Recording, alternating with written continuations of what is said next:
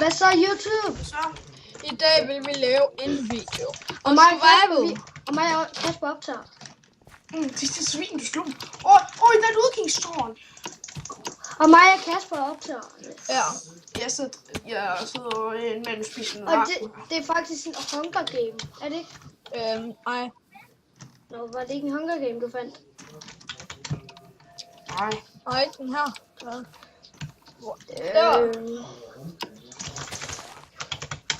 Hvor er I? Folkens, jeg bliver lige nødt til at gå i game mode for at lige få noget mad, ellers dør jeg. Ja, det gør jeg faktisk også. Det gjorde jeg altså også, fordi jeg var også ved at dø.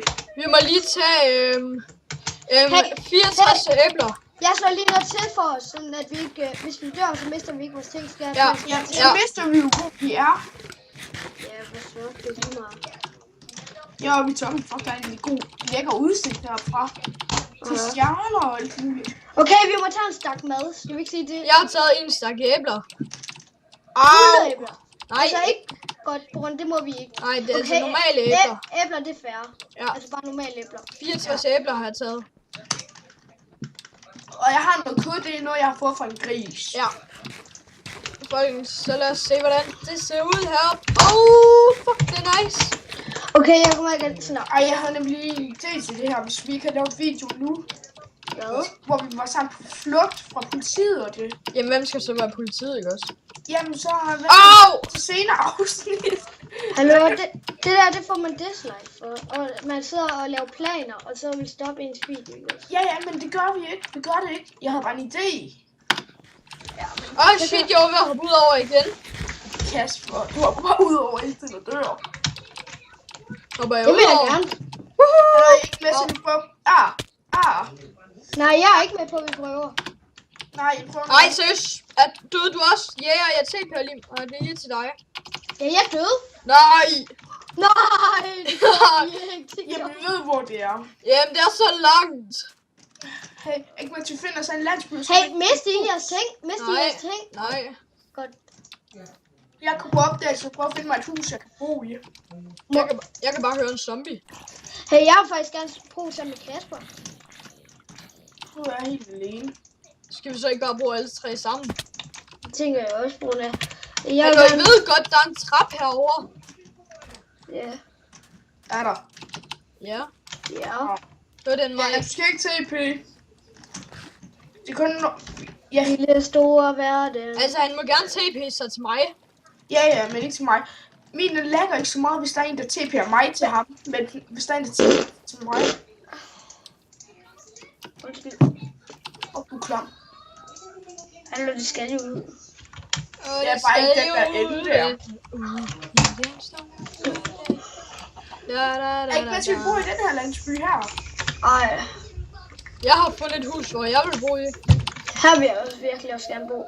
Ja, jeg sagde den her landsby, sagde nej. Jeg har fundet et hus, jeg rigtig gerne vil bo i. Men det har jeg også.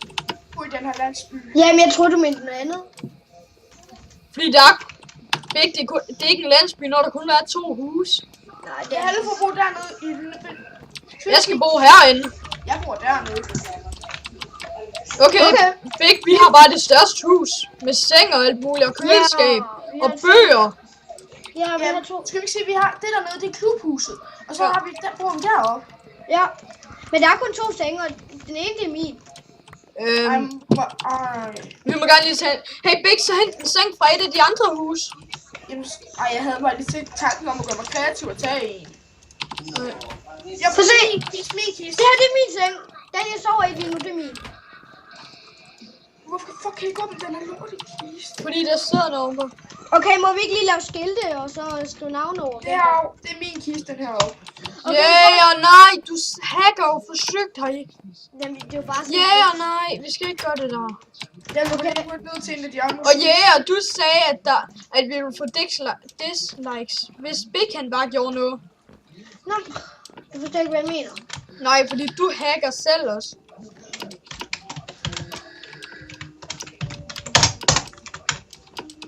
Hvorfor skriver du, jeg hacker? Fordi du siger, jeg hacker. Det er jo ikke at hack og tage et skilt. Jamen, det er jo det samme. Ja, vi gider ikke at snyde. Nej, undskyld. Okay, så laver jeg lige 3 skilte. Har du overhovedet nok 3? Ej, det er jo det hus, der er hernede. Wow, det er pænt, det der. Ja. Hvor er I? Ej, jeg gad gerne bo her, men jeg vil også gerne bo meget gerne ved jer. Ja. Men jeg bor ved jer. Men hold kæft, mand. I skulle se det indenfor. Hallo, jeg er på vej over på den anden side af bjerget og se, hvad der er derovre. Jamen, Har I så... hvor bor vi? Det skal jeg lige have at vide. Jeg mener det der hus inde i grotten, fordi det er sikrest. Hvad for et hus? Det vi... Ja, det vil vi lige have været i. Ja. Hvor jeg også var der. Ja. Godt. Det var bare lige for at være sikker. Men man skal, hvis man hacker derinde i huset, eller så må man aldrig bo derinde. Du kan ikke sige aldrig. Det bestemmer du ikke. Det er sådan set Kasper. Kasper. Altså man får ban eller kick i nogle par timer. Minutter, eller... Det kommer an på, hvad du har gjort. Hvis du bare lige tager et enkelt stykke træ, så får du bare advarsel. Jeg kan sove nedenunder. Hvor er det under? Den ene ting, der står der, det er min. Jeg siger det bare. Jeg har fundet det sted, jeg sover. Nej, Big. Vi skal lige aftale, hvor du sover. Ja, jeg kommer ind i huset. Okay, hvor sover du? Du tapede dig lige herinde. Undskyld, du er altså ikke en vilje. Sorry, jeg kommer også... Ej, Big, ikke der, fordi det er vores bosted. Ja, det er... Big. Ej, Big, det er for grimt, når køkkenet er lige der, det. Prøv at se her, Big, vi går herop. Må jeg gerne sove derinde, hvor du sover så? Ja, så giv mig sengen. Okay, jeg skal sige bare lige... sorry. Jeg siger bare, det her, det er min seng. Ja. Hallo, Wolfgang. Hallo, jeg har en idé, hvordan vi laver højsæt. Nu har jeg brugt det. Ej, Big, det gør vi ikke lige nu. Det kan vi gøre, når vi har skaffet noget mere. Ja, ud af min kiste. Hallo, Big, du har ikke bare en kiste. Nej. Men det er ligesom tingene. Jeg har larm. Ja. Ellers så kan man ikke være herinde, det synes jeg ikke. Hey, skal vi ikke have sådan en weed farm? Jo. Nej, det er ikke noget i klubhuset. Der er der ja. klubhuset. Okay, sov alle sammen, så vi får spawn her. Skynd jer, sov. Big, Jeg har allerede spawn her, men okay. Jamen, sådan du spawner ved din seng. Ja. Men folkens. Og så sætter vi altså også lige spawn point for en sikkerheds skyld. Og jeg har bare gjort sådan her. Hvem fuck har smadret hegnet her? Ikke mig. Det har altså altid været sådan, Kasper. Har det? Ja. Okay. Ja. Hvem fuck har kastet narko til mig? Skal vi ikke sige, det er narko? Jeg har 25 narko, ikke andet. Hallo Big, er du ikke med på... Og er du ikke med på, at vi blev sendt til den her ø, på grund af, at vi har haft stjålen og alt muligt? Ja, det var også min idé, det der. Nej, det var ikke. Du snakkede ikke noget om til os. Jo, jeg snakkede det her med politiet og det. Nej. Ja. Jo. Men det kan godt være, at vi har stjålet 100 gram narko, og vi har en narkofarm. Det gør ikke noget. Hallo, der er stoffer i den her farm. Hallo, giv mig lige mit stykke træ. Undskyld, jeg kom til at kaste det. Det er en stofferfarm. Jeg må gerne få mit stykke træ. Jeg går ind i klubhuset, man. Ja, er det ikke mega lækkert derinde? Jo, man. Jeg har ikke været derinde. Det er pisse lækkert. Lækkert. Jeg får lige lyst til at stikke op i det her skilt. Hvorfor har du smadret begge senge, man? Nå, det er jeg hentet. Godt, man. Der er billeder. Tag det sgu da. Nej! Jo, vi tager, fordi det er vores klubhus. Der skal der også være billeder i. Vi skal have computer. Nej. Jo. Vi har ingen internet her, man. Jeg har vi ikke, man. Ja, man. Fat den nu, man. Vil I have et... Her, du må gerne få et billede. Jeg har selv billeder. Jeg har 4 billeder, man. Det Jeg var har ikke 4. Og godt, man. Okay, jeg kommer og hænger nogle billeder op. Godt, man. dig. Okay, Hvor stop I lige var. der. Og jeg troede, I var deroppe, man. Hvorfor skal jeg ikke bare skrive spawn, man? Det kan du. Du skal skrive skråstreg kede. Ja, man. Det vidste jeg da godt, man. Ja, nu gør Why can I not do that? Ups, jeg glemte det. Jeg vil have et billede, der hænger over mig. Det er ikke engang dig, der sover der. Jo, det er min seng. Nej, det her det er min seng. Du sov jo inde ved siden af jæger. Hvad er det? Jo, du gjorde. Hey, du har et diamondsværd. Big, hvor har du det fra? Det var dig. Diamondsværd. Jeg har da ikke noget diamondsværd. Det var dig? Nej, Det lignede bare, du havde et diamond. jeg har holdt et billede. Og Big, det var altså mig, der sov her, aftalte vi. Nå, jeg troede, det var mig, der sov der. Nej, du sagde, du så sover. Må jeg så ikke gerne sove ind der, hvor du sover? Altså, det var der inden. Hvad fandme? Jeg ved fandme, hvad vi skal. Hallo, jæger, giv mig lige mit billede. Jeg tror, at Ej, venner. Jeg har ikke noget billede. jeg tror, ellers du fik det. Jeg flytter ned i klubhuset. Nej, Big. Kom, Nej. der er så lækkert dernede. Big, Det bestemmer Kasper. Big, kan vi ikke bare bo sammen? Det sagde du også selv. Ja, kan vi så bo sammen nede i klubhuset og indrette det og lave flere værelser? Det er Nej, en flyvesube, det er til klubben. Det er til klubben, forstår det altså. Seriøst. Ja, jeg forstår det selv. Men, Big, nu begynder du at blive sur. Og irriteret og træls. Og lige om lidt lægger du nok på. Ej, jeg går lige ned og ryger. Ned i sofaen og ryger. Hallo, vi ryger ikke ind i huset. Jo, vi gør. Jeg sidder med en lighter i hånden. Sådan, man. Så har vi et fjernsyn, man. Hallo, skal det... Hvad? Sidder vi jo helt herhenne, og I kan se fjernsynet. Ja, man, vi bytter bare rundt, man. Hej, Mara. Her er det den der kæmpe fladskab, du stjal fra Obama. Jo, Hedder du man. Maren? Du hedder Maren. Nå, man. Hey, TV'et, det kan stå lige... Heroppe. Eller Nej. der, eller... Hallo, du godt... Frederik Jæger, du kan godt have stjålet tv'et fra Obama. Det var godt. Det er fandme mig, der har stjålet det. Der kan man sgu da ikke se en skid herfra. Fuck gør mit fjernsyn. Det er der. Det skal være stort, så stort det overhovedet kan. Nej, man. Mens jeg drikker lidt nisse. Gør du? Rigtigt? Er det bedre? Nej, jeg hedder bare at drikke sodavand og lade Er det bedre? Nej, det skal være større. Man. Det var Obamas fjernsyn, du stjal, man. Ja, man. Det er fucking fedt, man. Ja, sådan. Ja. Og ja. Jamen, det sidder inde i vores lys. At det gør ingen, man.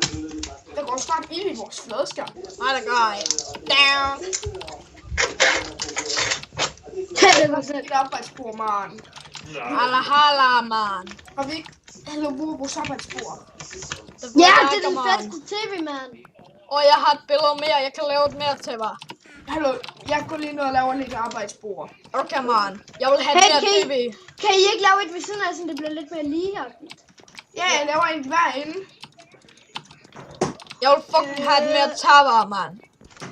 De er rige. Hallo, min den begynder at lægge nu, fordi der var nogen, der tilbød til mig før. Det var... Det var Jeg kan ikke få mit billede. Sådan, man. Hey, fuck dig, Hey, man. jeg har lige smidt det billede over verden. Giv mig det. Jeg henter det. Giv mig det, jeg henter. Giv mig det. Jeg har slettet din banger. Malle, hold mund. Vi sidder og laver video. Kom nu, man. Du skal snakke sådan her, man. Og hent så mit billede. Prøv lige vent. Hal, du skal give mig et super. Du skal give mig et boost. Du skal give mig et boost. Okay, man. Så kom ud af døren, man. 3, 2, 3. Ej, det hjalp, Kasper.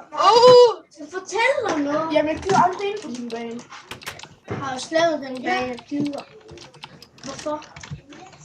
Oh, Nej, man. det er væk. Det er væk. Det er væk. Hvad fuck laver du, man? Nu kan mig ikke lave tv, man. Og hvem fuck har taget mit andet billede? Jeg havde 4 billeder. Ja, Det var- du skriver på mig. Det smider du hele tiden, og så smider jeg det ud af verden til sidst, for jeg tror, jeg kan have det. Altså, det er det. Hey, ja, kom nu lige herned i stuen, mand. Hvem fuck? I har sgu da bare sat mine billeder heroppe. Undskyld, mand. Ja, kig lige på mig. Nu tager din hoveddelen ud. Eller jeg har kørt i hovedet med den her økse. Du har sgu da ikke nogen økse, du står bare stille. Nej, jeg har en økse. Jeg slår den med... 2 sek. Au. Hey, what the fuck? Ej, Hvor jeg er vil du? dø. Prøv at stoppe. Men Mikkel, det er bare... Ikke, nu siger jeg det bare, men du tror altid, du kan lave reglerne. Her, nu spørger jeg. Kan du se mig, Kasper? Kan du se, jeg bevæger mig? Nej. Bevæger mig ikke? Nej, det gør du faktisk. Gå ned. Bevæg. Hey, du står bare stille for os. Nu er du væk. Hvor du løftede. Ej, hvor er det sådan. Nu er jeg ud, dit svin. Og ud dit svin, man, ja. Så du bøvser på min vens værelse, det er fandme uretfærdigt. Det gør man ikke sådan noget der. Det var sådan set mig, der bøvsede. Så nu er det mig, der bøsser. Jeg er chefen i den her bande, man. Prøv lige. Bevæger mig nu. Nej. Jeg er dum. Det kan være, du vil være der nu.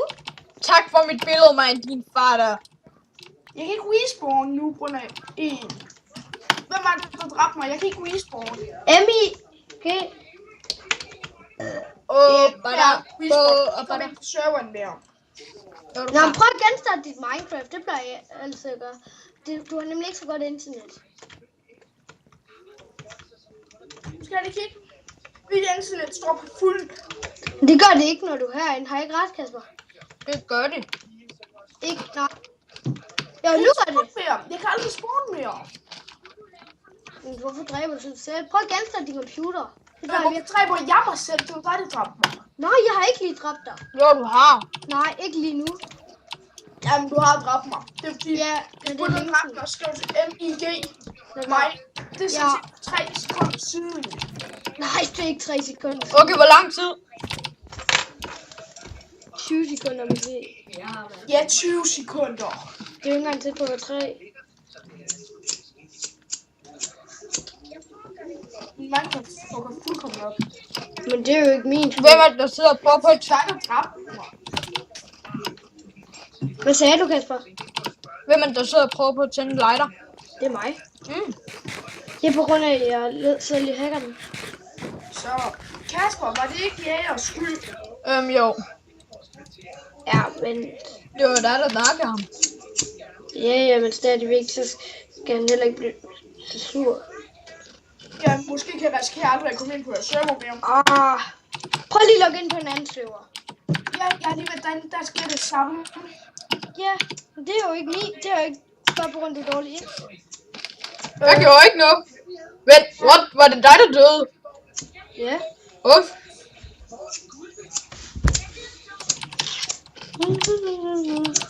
Hvorfor gør du dig ikke levende? Ja, jeg kan godt wish. Kan Ja. I se mig? Ja. Godt. Ej, det er pisse ned af alle de der skyer, der er lige bare ramme. Hey, Ingvar, Kasper, man. Ja. En kylling, så jeg kan rute den. Hold da! Jeg har narko, man. Kom, vi går ned og spiser aftensmad. Ej, jeg går ned i klubhuset og prøver at finde mig en kylling, og har gået af. Man. Forstår, nu skal du ikke spolere mit hop. Jeg faldt ned. Ja, Og jeg kom. Fuck, jeg kom til at lukke ud. Haha. ja, kom, vi skal ned og snakke. Og luk røven, man. Her er der ikke nogen, der har en kylling i, så jeg kan snakke. Jeg så en. Jeg kan høre en. Hvad fuck laver du? Giv mig dem. Giv mig dem. Så Kom, sæt dem her. Vi sætter dem op i huset. Ja, vi stjæler sgu da fra dem. Jeg kan ikke høre noget på den jæger. Luk your leg. Hvad? Luk røven. Hallo jæger, du tapede lige til mig igen. Kasper, hvorfor står du bare fuldkommen stille og dig jæger? jeg står ikke stille. Jo, du Okay, gør. der er stille lige nu. Ja. Okay, så er dit internet, der er noget i vejen med. Har jeg ikke ret? Tror du ikke det? Nej, prøv at kigge op. I Ja, chatten. men det har jo ikke noget med det at gøre. Prøv at Det kan bare være dit andet internet, det er dårligt. Det er Ja, rigtigt internet. nu kan jeg se nogen. Det kan være, de lækker. What the fuck? Ja, det er ikke altid kun mit. Der er stille lige nu. Ja. Der er stille lige nu. Det er altså ikke kun mit internet, der er noget galt med det. Der er ikke noget galt med mit, og noget Ja, galt med du dit. skulle tie stille. Hvorfor? Fordi der er altså tit noget galt med dit internet. Nej. Jo. Nå, skal vi, jeg kan snart ikke, jeg kan ikke være nu Skype mere. Hvorfor? Fordi jeg larmer for meget, så ses. Ja. Ja. Men folkens, så tror jeg også, det er slut på vores video. Ja, hej. Men så ses vi sgu en anden gang. I må have det godt. Ses.